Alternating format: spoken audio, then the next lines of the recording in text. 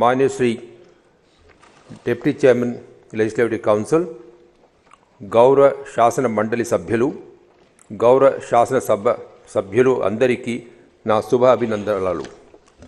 ఉభయ సభల సమావేశాల్ని ఉద్దేశించి ప్రసంగించడం నాకెంతో ఆనందంగా ఉంది. దార్శనిక ప్రజానాయకుడు శ్రీ ఎన్టీ రామారావు గారు చెప్పినట్లుగా సమాజమే దేవాలయం, ప్రజలే దేవులు అనే మాటల స్ఫూర్తితో నా ప్రభుత్వం మొదటి నుండి పరిపాలన అందిస్తున్నది.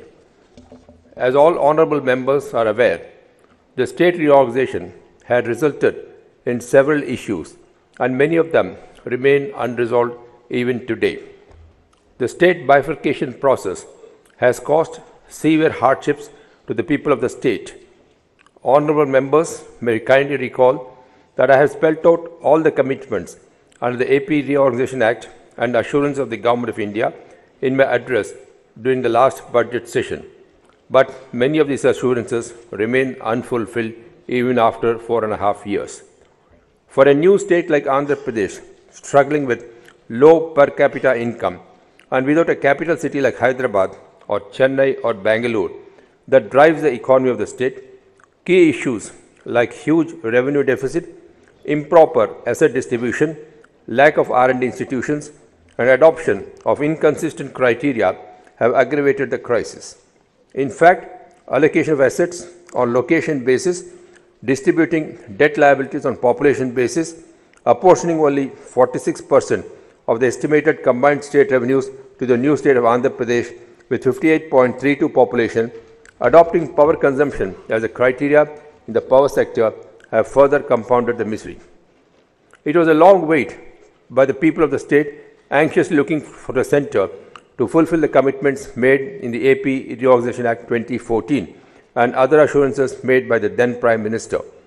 Many requests have been made by the state to the Union Government for financial and infrastructural handholding to bring out the infant state to a level playing field with its neighbouring states.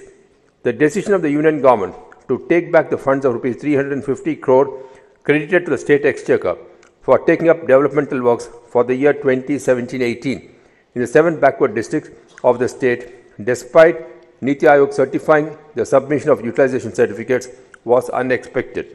The Union Government's decision not to accord special category status to Andhra Pradesh is a major setback for the state in its development pursuit. While the state reorganization has put tremendous stress on the financial and other resources, my government's irrevocable commitment, diligently spearheaded by an astute leadership, has helped overcome the difficulties.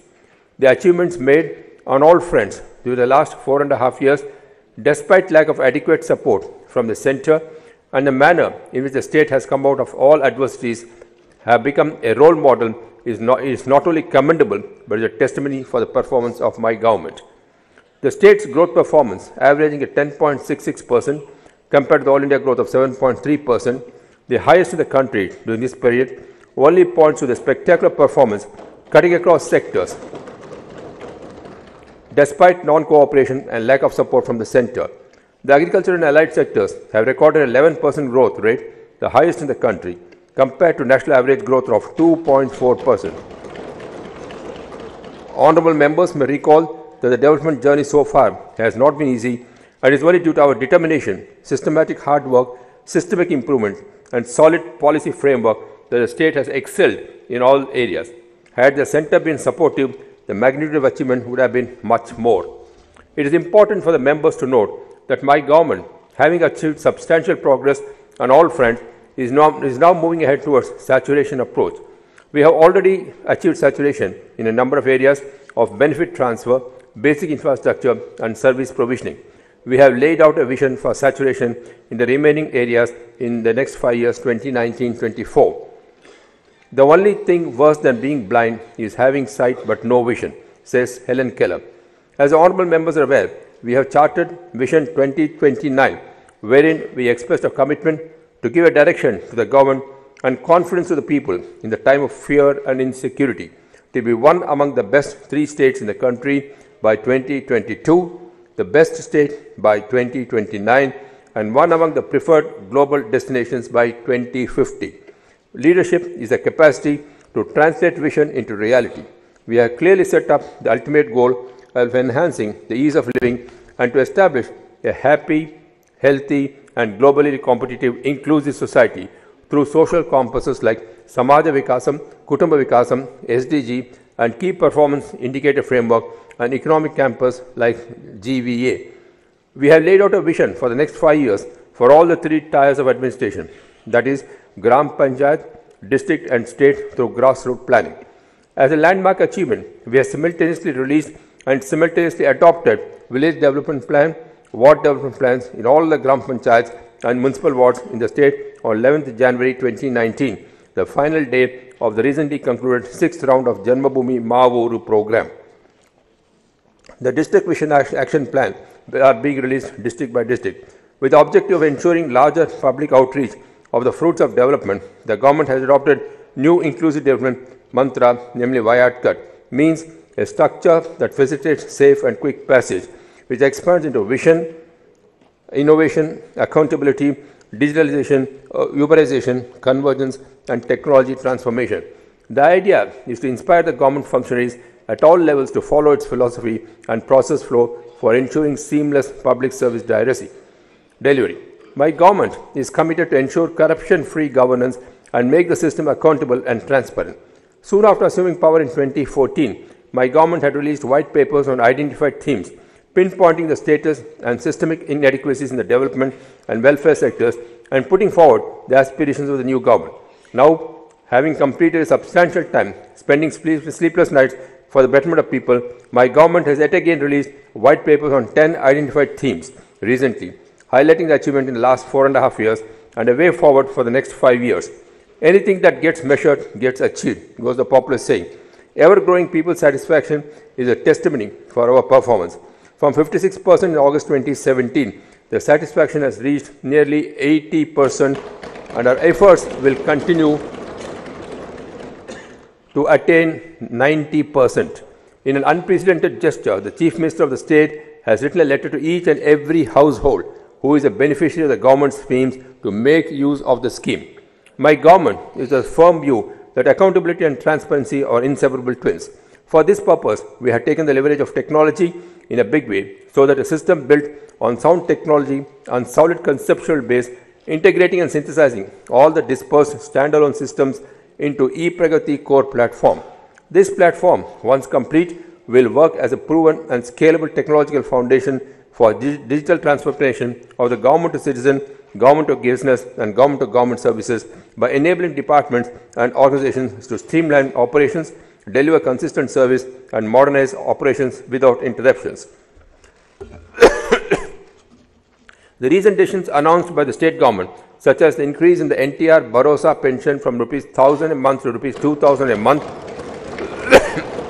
from January onwards, exemption of motor vehicle tax on 3-wheeler passengers, auto rickshaws, 3-wheel light good vehicles, tractors and tractor trailers for agricultural use, provision of 5% reservation to carpoos and remaining 5% to the others under the EBC quota without affecting existing reservations, and an additional one-time financial assistance of Rs 10,000 for each member of the SHG are a reflection of my government's economic empowerment of people. Giving high priority to welfare sector, my government is moving ahead with a 3-pronged strategy of welfare on cent% saturation basis. First is the direct benefit transfer like pensions. Second is providing service like health education and midday meal. And third is basic infrastructure. We are providing support all through life cycle, extending support to all needy and in all phases of life, right from birth to remaining phases of life. We have already achieved 10% saturation in areas that include the state becoming open defecation free by July 2018 and moving on to ODF plus, ensuring social protection through pensions, 24/7 electricity, clean and safe cooking fuel, and affordable food through public distribution system. Besides ensuring 10% distribution of ration cards, we also increased the supply of rice from 4 kgs per person to 5 kgs per unit without any limit on units. Under NTR Bharosa, pensions have been provided to 50.51 lakh beneficiaries at an expenditure of 556.41 crore per month. From 2014 to 2018-19, an amount of rupees 24,618.39 crores have been disbursed successfully. Pension amounts was enhanced from rupees 200 to 1,000, recently to rupees 2,000 per month to old age, widows, weavers, toddy tappers, and AIDS patients and people with disabilities. With this, Andhra Pradesh becomes the only state spending rupees 14,000 crores a year for pensions for the underprivileged.